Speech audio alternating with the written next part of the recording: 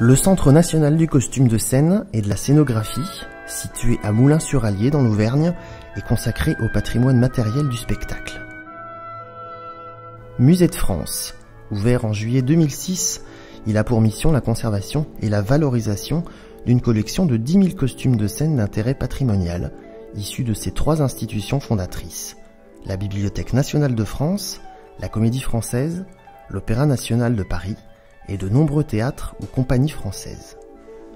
Le CNCS occupe une partie du quartier du Villard, ancienne caserne de cavalerie datant de la fin du XVIIIe siècle, classée monument historique. En octobre 2013, le CNCS a inauguré la collection Nureyev, espace permanent présentant la collection personnelle de cette étoile de la danse russe, donnée au musée par la Fondation Nureyev. Le danseur avait en effet chargé sa fondation d'ouvrir un lieu de mémoire, dédié à sa carrière artistique et à sa vie. La scénographie de cet espace, d'environ 350 mètres carrés, a été conçue par le décorateur Ezio Frigerio, assisté de Giuliano Spinelli. L'ensemble a bénéficié du soutien financier de l'État grâce au ministère de la Culture et de la Communication, de la Fondation Nureyev et de mécènes privés. La première salle est consacrée à Nureyev, danseur et chorégraphe. Elle évoque sa formation de danseur et les débuts de sa carrière au théâtre du Kirov, à Saint-Pétersbourg, puis son arrivée en France en 1961, où il demande l'asile politique. Cette première vitrine présente 5 costumes portés par Nureyev. La collection en compte 30, exposés de façon temporaire pour des raisons de conservation, le costume étant trop fragile pour être montré de manière permanente. Une rotation de ces costumes est opérée 2 fois par an. Rudolf Nureyev a toujours attaché une grande importance à ses costumes et à ceux de ses productions. Sur scène, il cherche à mettre son corps en valeur, sans entraver ses mouvements. Ces costumes illustrent en partie la carrière artistique de Nureyev, qui a interprété tous les grands rôles du répertoire classique, comme avec ce costume porté pour Casse-Noisette en 1962 à l'occasion d'un pas de deux.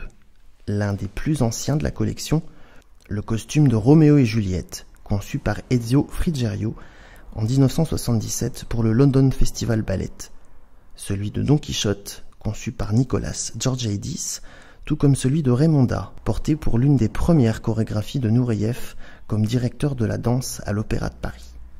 Cette deuxième vitrine, encadrée de rideaux de scène, expose des costumes portés par les partenaires de Rudolf Nureyev ou par les danseurs de ses chorégraphies.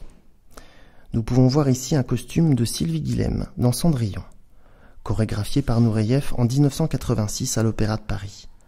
Un tutu de Noëlla Pontois dans le rôle d'Odette pour le Lac des Cygnes, chorégraphié par Rudolf Nureyev en 1984 à l'Opéra de Paris. Et 3 costumes de La Bayadière, le dernier ballet chorégraphié par Rudolf Nureyev en 1992, quelques mois avant son décès. Grand danseur, Nureyev remonte durant sa carrière une quinzaine de ballets, surtout classiques, dont beaucoup sont encore dansés par les plus grandes compagnies de danse dans le monde. Il collabore de manière régulière avec des décorateurs et des costumiers qui savent traduire son esthétique artistique, orientalisante et opulente. Ces 3 reconstitutions de maquettes de décors, les originaux étant conservés à la Bibliothèque nationale de France, illustre cet univers fastueux cher à Nureyev. Raymonda, conçu par Nicolas Georgiadis, Cendrillon, de Petrica Ionesco et La Bayadière, par Ezio Frigerio. Un auditorium diffuse un extrait du film de Patricia Foy, réalisé en 1987 avec Nureyev, qui raconte les grands moments de sa vie et de sa carrière artistique.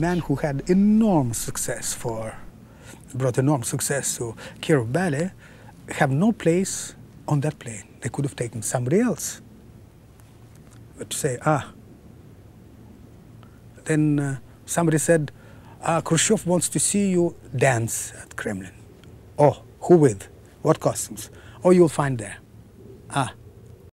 Cette deuxième salle est consacrée aux éléments biographiques de la vie de Rudolf Nureyev, à travers plusieurs photographies provenant de la collection qui en compte environ 2000. Nureyev a probablement été le danseur le plus photographié au monde et par tous les plus grands photographes, que ce soit sur scène, en répétition ou dans sa vie privée.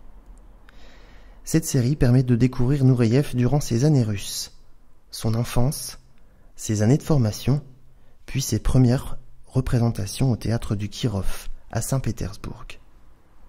En face, une chronologie de quelques grandes dates de la vie de Nureyev et des événements politiques de cette époque. Un écran tactile permet l'accès à l'ensemble de la collection mise en ligne sur les sites internet du CNCS, l'accès au site de la Fondation Nureyev et des applications numériques adaptées au jeune public. Cette dernière salle présente quelques aspects de la vie privée de Nureyev et de son appétence à collectionner. Rudolf Nureyev possédait 7 propriétés dans le monde, dont 2 appartements, un à Paris et un à New York, particulièrement décorés. Cette vitrine, reconstitution de son salon parisien du quai Voltaire, tous les objets présentés, le canapé, le porte-manteau, l'épinette, les tableaux, la banquette et le guéridon proviennent tous de cet appartement, à l'exception du tableau central dit Achille blessé, datant du XVIIIe siècle et réalisé par l'école de François Boucher, qui provient de l'appartement du Dakota Building à New York. En arrière-plan, des photographies du salon de Nureyev permettent de faire le lien avec le trompe-l'œil, qui imite les cuirs tendus sur les murs, réalisé au CNCS d'après des échantillons conservés. Nureyev affectionnait tout particulièrement les gravures, représentant des architectures, des monuments, des plans de ville ou des scènes de théâtre. La collection en comprend une 60aine. Elle tapissait les murs de la chambre d'amis de son appartement. Rudolf Nureyev était par ailleurs un collectionneur passionné de textiles exotiques et de tapis orientaux, notamment de kilim. À l'occasion de ses très nombreux voyages pour danser sur toutes les scènes du monde, il achète des tapis, des cafetans, des kimonos, des vêtements historiques qu'il aime également porter dans sa vie privée. Cette vitrine évoque la star internationale qu'a été Rudolf Nureyev à travers quelques objets en lien avec sa célébrité et quelques vêtements personnels. Nureyev a influencé la mode londonienne dans les années 60, mais il aimait surtout les vêtements amples et confortables, toujours emmitouflés dans un châle et coiffés d'un bonnet. Passionné de musique, Nureyev possédait plusieurs instruments dans son appartement parisien, tels que cet harmonium sur lequel il aimait jouer.